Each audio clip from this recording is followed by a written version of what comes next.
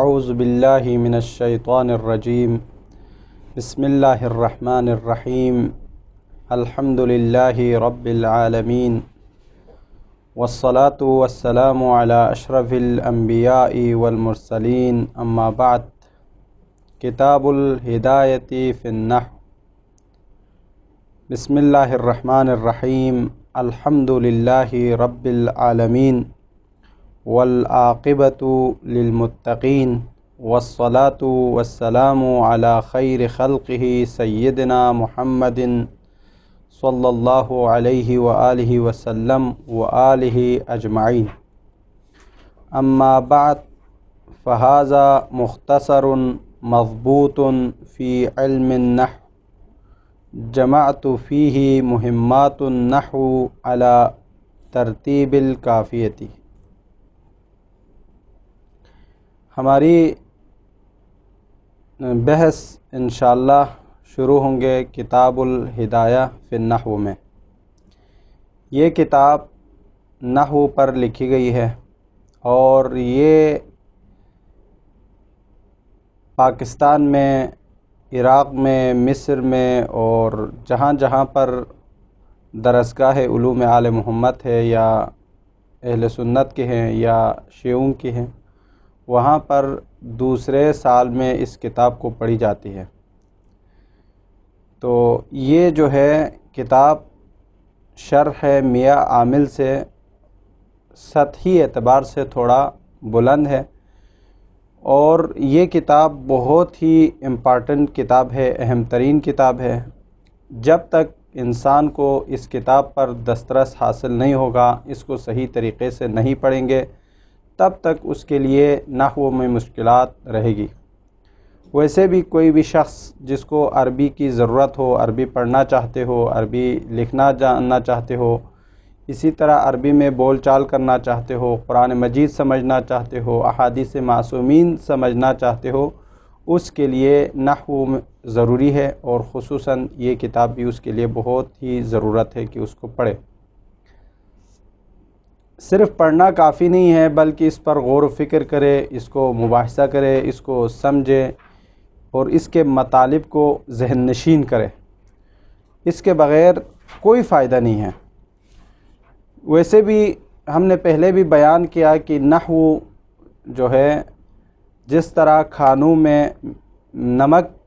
جس طرح ضرورت ہوتی ہے، نمک کی ضرورت ہے، نمک جب تک نہ ہو کھانا لذیذ نہیں ہوتا، اسی طرح نحو عربی زبان کے لیے ایک نمک کی مانند ہے۔ جب تک کوئی انسان نحو میں قابل نہ ہو، نحو کو سمجھتا نہ ہو، وہ عربی پڑھے لکھے یا کچھ بھی کرے عربی کے ساتھ، لیکن وہ لذیذ شمار نہیں ہوں گے، اس کے اعرابی غلطی رہیں گے۔ تو ضروری ہے کہ اس کو پڑھے۔ اور تیسری بات یہ تھی کہ ہم نے پہلے بھی بیان کیا کہ نحو کا جو واضح ہے، نحو کا جو موجد ہے، وہ حضرت امیر المؤمنین علی بن ابی طالب علیہ السلام کی ذات اقدس ہے، جنہوں نے نحو کو اپنے شاگرد عزیز ابو الاسود دؤلی کے ذریعے سے لکھا، ان کو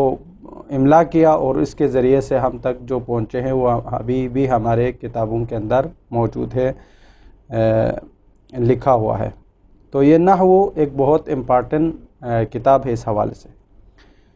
یہ کتاب جو ابھی ہمارے سامنے ہے وہ ہے کتاب ہدایۃ النحو۔ جس طرح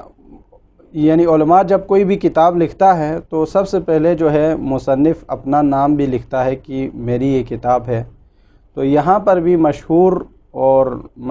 جو بات یہاں پر کتاب ہدایۃ النحو کے اندر جو مصنف ہے، وہ علماء بیان فرماتے ہیں کہ ابو حیان محمد ابن یوسف الاندلسی ہے، جس کا مقبرہ قاہرہ میں ہے۔ اس نے یہ کتاب لکھی، اور یہ اس کے تصنیفات میں سے ایک بہترین تصنیف شمار کیا جاتا ہے، اور اس کے لیے بہت سارے اور بھی کتابیں اس نے جو لکھی ہیں ان کے حیات طیبہ میں موجود ہے۔ تو یہاں پر جو ہے ان میں سے ایک جو ہم نے ابھی درس پڑھنے کا ارادہ کیا ہے وہ ہے کتاب ہدایۃ النحو۔ موضوع اس کا جو ہے نحو ہے، اعراب کے حوالے سے ہے۔ تو سب سے پہلے ہم سمجھتے ہیں کہ اس کتاب کو جو ہے مکمل طور پر خلاصہ بیان کرے۔ تو یہ کتاب کل جو ہے مشتمل ہے 4 چیزوں پر۔ سب سے پہلا مقدمے کو بیان کریں گے مصنف، چونکہ مقدمہ اس لیے ضروری ہے چونکہ کوئی بھی کتاب، کوئی بھی تصنیفات، کوئی بھی چیز کو سمجھنے کے لیے اس کے ابتدائی حصے کو سمجھنا ضروری ہے، جس کے اندر اس کتاب کے پڑھنے کی غرض و غایت، اس کے اندر جو موضوع ہے اس کو،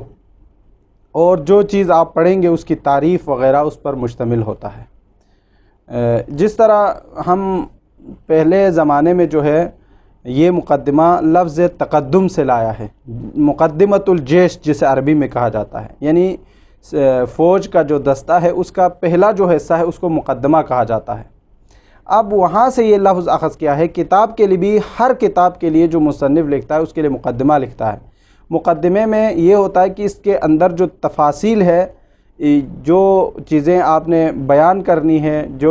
جس چیز پر بات کرنی ہے، اور جس کا پڑھنے کے بعد یا لکھنے کے بعد جو فائدہ ہے اس کو بیان کرنا ہے، وہ اسی مقدمے کے اندر بیان کریں گے۔ تو اس لیے اس کو مقدمۃ الکتاب کہا جاتا ہے، تاکہ اس میں بھی آپ کو پورا کتاب کا جو سٹرکچر ہے اس کے بارے میں آپ کو معلومات دیں گے۔ تو یہ ایک مقدمے پر مشتمل ہے۔ دوسری بات یہ ہے کہ قسم الاول، قسم الثانی اور قسم الثالث پر مشتمل ہے۔ قسم اول میں جو ہے تقریباً پورے جو ہے اسم کے بارے میں بحث کریں گے۔ پھر قسم ثانی میں جو ہے فعل کے بارے میں بحث کریں گے۔ قسم ثالث میں جو ہے حرف کے بارے میں بحث کریں گے۔ اور مقدمے کے اندر جو ہے 3 فصلیں ہیں۔ قسم اول کے اندر بھی 4 فصلیں ہیں، قسم ثانی کے اندر 11 فصلیں ہیں، اور قسم ثالث کے اندر 17 فصول ہے جو اس کے اندر موجود ہے۔ ان کو تفصیل سے انشاءاللہ اس کتاب کے اندر پڑھیں گے۔ پھر یہاں پر مصنف نے قسم اول کو، یعنی مقدمہ، قسم اول، قسم ثانی، قسم ثالث، اور یہ جو 4 تقسیم ہوئے تھے، اس کے بعد جو ہے قسم اول، جو کہ اسم جس کے لیے ہم نے نام رکھا، وہ تقسیم ہو رہا ہے 2 باب پر، باب الاول اور باب الثانی۔ باب الاول کو معرب، باب الثانی کو مبنی سے یاد کیا گیا ہے، اور اس کے بعد اس کے لیے ایک خاتمہ ذکر کیا ہے۔ اس سے پہلے کہ باب اول میں جو ہے مصنف نے 4 فصلوں کو بیان کیا ہے، باب ثانی میں مصنف نے 8 فصلوں کو بیان کیا ہے، باب اور خاتمے میں مصنف نے 10 فصول کا ذکر کیا ہے۔ پھر جو باب اول ہے اس میں اور تقسیم کیا ہے 4 چیزوں پر، مقصد اول، مقصد ثانی، مقصد ثالث، اور مقصد ثالث کے بعد جو ہے خاتمے کا ذکر کیا ہے۔ مقصد اول میں 8 فصول پر بحث کریں گے، جو مرفوعات کے حوالے سے بحث ہوگی۔ معرب جو ہے مرفوع ہوتا ہے، اس کے 8 فصلیں اس کو بیان کیا ہے۔ پھر اس کے بعد معرب میں سے جو تقسیم کیا ہے مقصد ثانی، اس میں مبنی کا ذکر کیا ہے، اور مبنی کے لیے مصنف نے منصوبات جس میں بیان کرنا ہے اس کی 12 فصلیں بیان کی ہیں، اور اس کے بعد مقصد ثالث کو بیان کیا ہے جس کی کوئی فصل نہیں ہے، اور آخر میں جو ہے ایک اور خاتمے کا اضافہ کیا ہے جس کے اندر 5 فصول پر خاتمے کو کلیئر کیا ہے۔ تو یہ کل کتاب کا جو ہے سٹرکچر ہے جس میں یہ چیزیں بحث ہوگی۔ تو سب سے پہلا مقدمہ، اس کے بعد جو ہے قسم اول، قسم ثانی، قسم ثالث، پھر قسم اول کی تقسیم جو ہے باب الاول، باب ثانی، خاتمہ، پھر باب اول کو تقسیم کیا ہے مقصد اول، مقصد ثانی، مقصد ثالث اور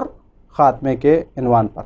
تو یہ کل کتاب کا جو ہے سٹرکچر ہے، جو اس کا خاکہ ہے، اس کے حساب سے انشاءاللہ ہم تفصیل میں اس کتاب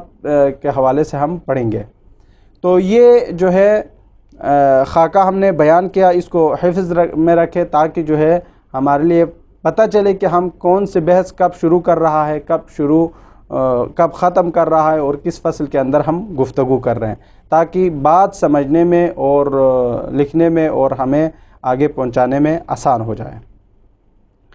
تو یہ ہدایت النحو کا ترتیب ہو گیا۔ پھر یہ جو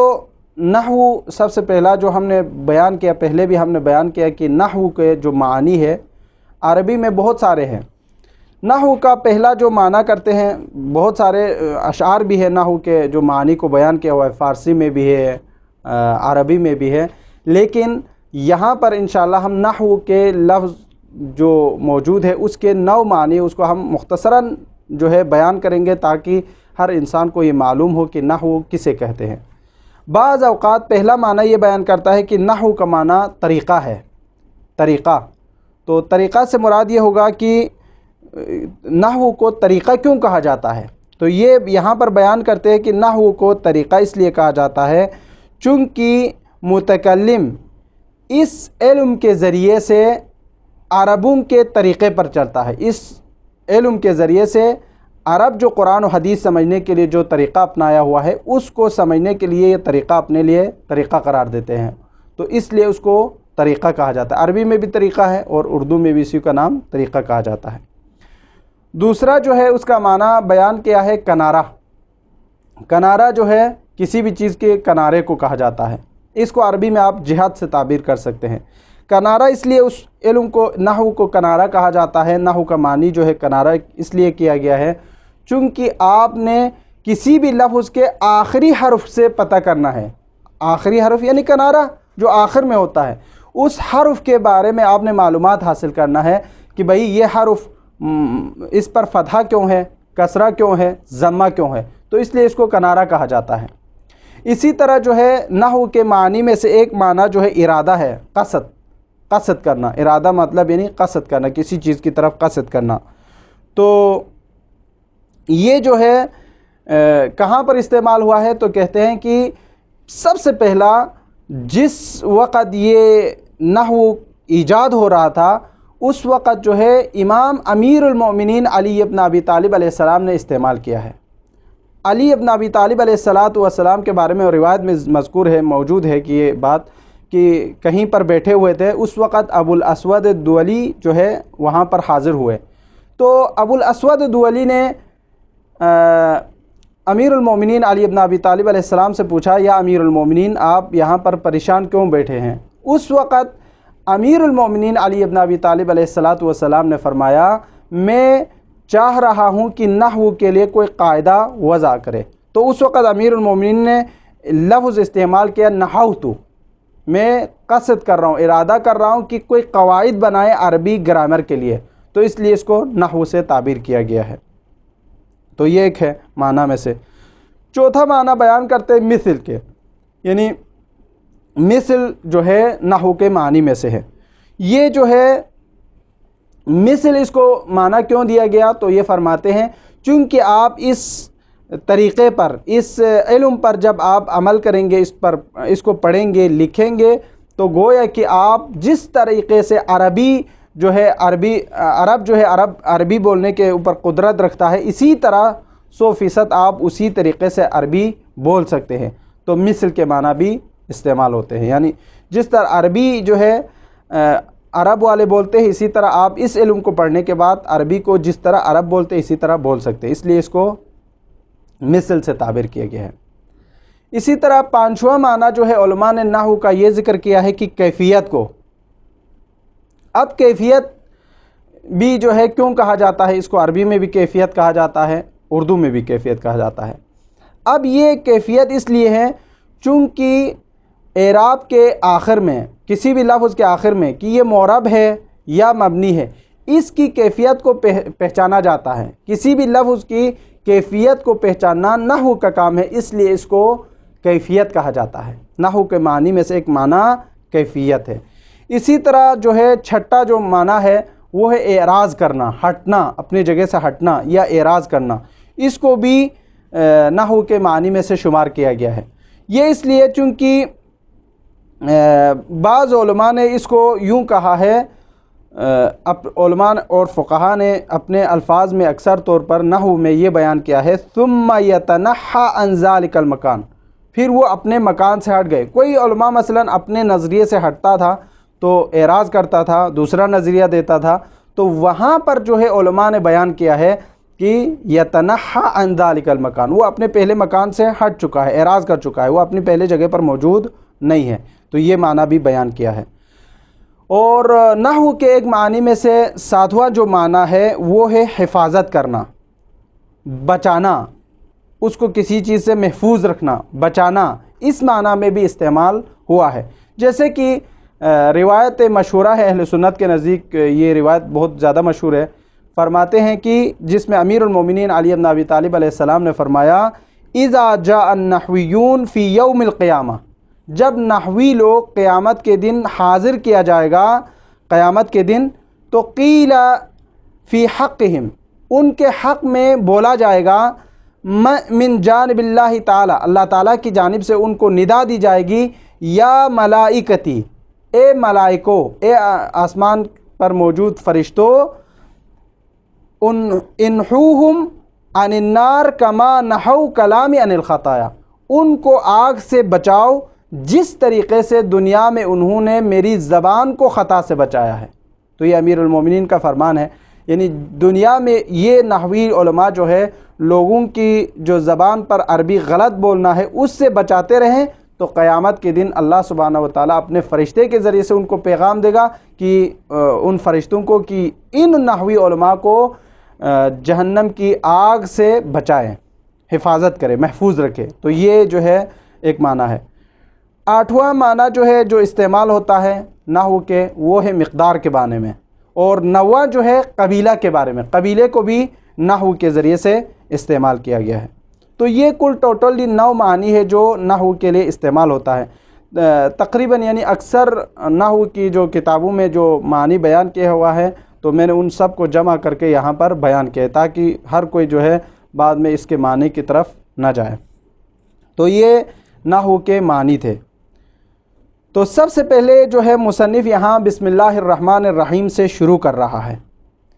وہ یہ بیان کرنا چاہتے ہیں بسم اللہ کے ذریعے سے، ویسے کتاب جب لکھ رہا ہو نحو میں تو یہ تھا اس کے لیے کہ سب سے پہلے حکم نحو کو بیان کرے، نحو کی تعریف کرے، اور اس کے بعد اس کے احکام کو بیان کرنا شروع کرے۔ لیکن مصنف نے بسم اللہ کے ذریعے سے یہ پیغام دیا ہے کہ کوئی بھی اچھا کام ہو جو آپ نے کرنا چاہتے ہیں تو بسم اللہ کے ذریعے سے کرے، تاکہ وہ آپ کا جو کام ہے وہ مکمل ہو کر رہے۔ چونکہ احادیث ہے کل شیء یبدأ ببسم اللہ من لا یبدأ ببسم اللہ فہو ابتر، جو بھی بسم اللہ سے کوئی بھی چیز شروع نہ ہو تو وہ ابتر رہے گا، وہ دمبریدہ رہے گا، وہ نامکمل رہے گا۔ تو یہ جو ہے اس حدیث کو پر عمل کرتے ہوئے مصنف نے بسم اللہ پڑھا ہے تاکہ یہ مکمل طور پر آپ تک یہ درس پہنچا سکے۔ تو سب سے پہلا مصنف جو ہے اس کی تعریف کرتے ہیں اپنی کتاب کے اندر، جو کس طریقے سے اس نے لکھا ہے، کس طریقے سے نہیں لکھا ہے، اس حوالے سے آپ کو تفصیل بتا رہے ہیں۔ کتاب الہدایت فی النحو، یہ کتاب ہدایہ کی ہے نحو پر لکھی گئی ہے، یعنی نحو کے بارے میں، اعراب کے حوالے سے کہ کلمہ کا اعراب کس طرح ہوں گے کس طرح نہیں ہوں گے، اس حوالے سے بات کرنے کے لیے۔ بسم اللہ الرحمن الرحیم، بسم اللہ الرحمن الرحیم یعنی شروع کرتا ہوں اللہ کے نام سے جو رحمان ہے اور رحیم ہے۔ الرحمن جو ہے صفات عام ہے اور الرحیم صفات خاص ہے، لیکن بعض علماء نے کہا کہ الرحمن جو ہے صفات خاص ہے، الرحیم صفات عام ہے۔ ان کی دلیل جو ہے نقطے پر ہے۔ اگر رحمان کے خاص ہونے کی دلیل یہ ہے چونکہ اس پر ایک نقطہ ہے، رحیم عام ہونے کی دلیل یہ ہے چونکہ اس پر 2 نقطے ہیں۔ اسی طرح بسم اللہ کا مطلب ہوتا ہے میں شروع کرتا ہوں۔ اللہ جو ہے اس میں ذات ہے، جو کہ اللہ لانے کا مطلب یہ ہے کہ اللہ جو ہے غیب ہے، ہمارے لیے نظر آنے والی چیز نہیں ہے۔ بہت سارے مصنف نے، بہت سارے مفسرین نے یہ ترجمہ کیا ہے کہ میں شروع کرتا ہوں اس اللہ کے نام پر جو مطلق الغیب ہے، جس کے صفات، جس کے وجود جو ہے غیبی وجود ہے۔ الرحمن الرحیم یہ جو ہے وہ وجود جو ظاہر ہے اس کے بارے میں ذکر کر رہا ہے۔ تو یہ بسم اللہ کی جو ہے شارٹ تفسیر ہو گئے۔ پھر فرماتے ہیں الحمدللہ رب العالمین، حمد ہے اس پروردگار کے لیے جو عالمین کا پالنے والا ہے۔ والعاقبۃ للمتقین، عاقبت آخرت جو ہے متقین کے لیے ہے، اچھائی جو آخرت میں ہے وہ صرف متقین کے لیے ہے۔ اور اس کے بعد فرماتے ہیں والصلاۃ والسلام، سلام اور درود علی خیر خلقہ، درود ہو بہترین مخلوق پر سیدنا محمد، جو سب سے بہترین مخلوق ہے وہ حضرت محمد صلی اللہ علیہ وآلہ وسلم ہے، وآلہ اور پیغمبر صلی اللہ علیہ وآلہ وسلم کے آل ہے، اجمعین سب پر، ان سب پر سلام و درود ہو۔ اما بعد، اب یہاں سے مصنف اس کتاب کو شروع کر رہا ہے۔ حمد و ثنا کے بعد فرماتے ہیں فہذا مختصر، یہ کتاب یعنی فہذا اشارہ ہے اس کتاب کے لیے، یعنی یہ کتاب الہدایہ مختصر بالکل مختصر ہے، مضبوط فی علم النحو، اور اس کو علم نحو پر لکھی گئی ہے۔ مضبوط کا تین ترجمہ آپ کر سکتے ہیں، مضبوط فی علم النحو، فی علم النحو یعنی یہ کتاب علم نحو پر جو ہے لکھی گئی ہے۔ اس کتاب کو ہم نے محفوظ کیا ہے، مضبوط کیا ہے، اس کو محفوظ کیا ہے علم نحو کے ذریعے سے۔ جمعت فیہ، مصنف فرماتے ہیں میں نے جمع کیا، فیہ اس کتاب میں، مہمات نحو، نحو کے مہمات کو ہم نے جمع کیا یہاں پر، علی ترتیب الکافیتی، کافیہ کے حساب سے، کافیہ کے جس طرح کافیہ میں ترتیب وار ہے وہاں پر ہے، اسی طرح ہم نے اس اعتبار سے یہاں پر بیان کیا ہے۔ تو کافیہ جو ہے ایک بہت بڑی کتاب ہے، مشہور کتاب ہے علم نحو کے عنوان پر۔ یہ کتاب گویا کہ ایک مقدمہ ہے کافیہ کے لیے، جب تک آپ اس کتاب کو نہیں پڑھیں گے کافیہ سمجھ نہیں آئیں گے، یعنی کافیہ ایک بہت بڑی کتاب ہے، یہ سمجھ لے کہ آپ یہ ایک مقدمہ پڑھ رہا ہے اس کے لیے۔ علی ترتیب الکافیتی، کافیہ کے حساب پر، لیکن کافیہ اور اس میں فرق تھوڑا واضح ہے، وہ یہ کہ مبوباً، یہ کتاب اس میں ہم باب کر چکے، اس میں باب اول باب ثانی اس طرح نہیں تھا، ہم نے یہاں پر ابواب کیے ہیں، تقسیم کے ابواب پر، وہ مفصلاً اور تفصیل دیے، فصل کے یعنی کر کے ہم نے الگ کیا ہے، یعنی موضوع کو الگ کیا ہے، بعبارت واضحۃ، بالکل صاف ستھری عبارت میں ہم نے پہلے ابواب کو بیان کیا ہے، پھر ابواب کے اندر فصول کو رکھے ہیں، اور اس ترتیب سے بہترین کر کے واضح عربی میں ہم نے اس کتاب کو لکھی ہے۔ ساتھ ساتھ بیان فرماتے ہیں ما ایراد الامثلتی، ہم نے یہاں پر مثالیں بھی پیش کی ہے، ایراد یعنی پیش کرنا، اراد یریدو یعنی پیش کرنا، فی جمیع مسائلہا، تمام مسائل کے اندر، ہر ابواب میں، فصول میں، جہاں جہاں ہم نے کوئی نئی بحث کی ہے یا کوئی نحو کی جو باتیں کی ہے وہاں پر ہم نے مثالوں کے ذریعے سے سمجھایا ہے۔ من غیر تعرض للادلۃ والعلل، لیکن ہم نے یہاں پر دلیل اور علتوں کا ذکر ہم نے نہیں کیا ہے، یعنی ہم نے ہر بات کی دلیل اور ہر بات کی جو علت ہے ان کو ذکر نہیں کیا ہے۔ کیوں؟ لئلا یشوش ذہن المبتدی، تاکہ مبتدی کا ذہن، ابتدائی طالب علم کے لیے گراں گزرتا ہے کہ یعنی ایک مقدمات کے ایک یعنی ابتدائی طالب علم ہو اور اس کے لیے ہر بات پر دلیل دینا اور ہر بات کو اس کی علت کے ساتھ بیان کرنا، اس کے لیے تشویش بالذہن ہوگا، اس کے ذہن جو ہے پراکندہ ہو جائیں گے، اس کے ذہن منجمد ہو جائے گا۔ اس لیے ہم نے اس لیول پر ہم نے مثالوں کو ذکر کرنے کے بعد اس کی دلیل، اس کی علتوں کو ہم نے ذکر نہیں کیا ہے تاکہ آسانی سے سمجھ سکے۔ ان فہم المسائل، یعنی مسائل کو سمجھنے میں پیچیدہ ہو، پراکندہ ہو رہے مسائل، اس لیے ہم نے اس کے دلیلوں کو، علتوں کو ہم نے یہاں پر ذکر نہیں کیا ہے۔ پھر فرماتے ہیں وَسَمَّيْتُهُ بِالْهِدَایَةِ، ہم نے اس کتاب کا نام ہدایہ رکھا ہے، کیوں؟ رجاءً الی ان یہدی اللہ تعالی بہ الطالبین، اس امید کے ساتھ کہ اللہ سبحانہ و تعالی اس کے طلب کرنے والوں کو، یعنی اس نحو کے طلب رکھنے والوں کو، پڑھنے کے لیے طلب رکھنے والوں کو ہدایت دے اس عنوان پر، یعنی اللہ جس کے حاصل کرنے والوں کو، اس کے حاصل کرنے میں کوشش کرنے والوں کو اللہ ہدایت دے، اس عنوان پر ہم نے اس کتاب کا نام بھی ہدایہ رکھا ہے۔ وَرَتَّبْتُهُ عَلَى مُقَدِّمَةٍ، اور یہ کتاب جس کو ہم نے ترتیب دی ہے ایک مقدمے پر، وَثَلَاثُ مَقَالَاتٍ،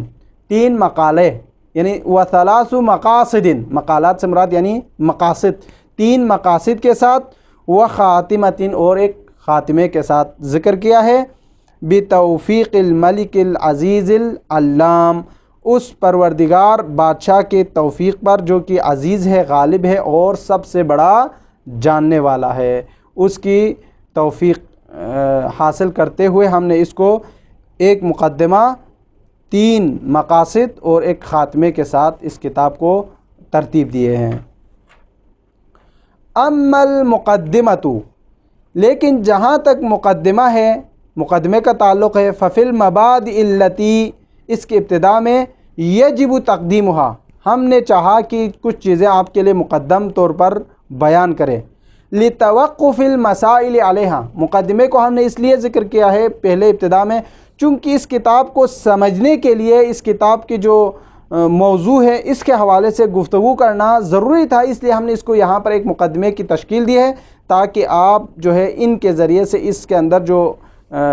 بحث ہونے والے مسائل کو سمجھ سکیں۔ ففیہا، اور اس مقدمے کے اندر 3 فصول، 3 فصلیں ہیں، یعنی مصنف ابھی شروع کر چکے ہیں مقدمے کو، اور مقدمے کے اندر بیان کیا کہ مقدمے کی ضرورت یہ ہے تاکہ اس کتاب کے اندر بحث ہونے والے مسائل کو سمجھ سکے، اس لیے مصنف نے اس مقدمے کے اندر 3 فصول کا ذکر کیا ہے۔ الفصل الاول،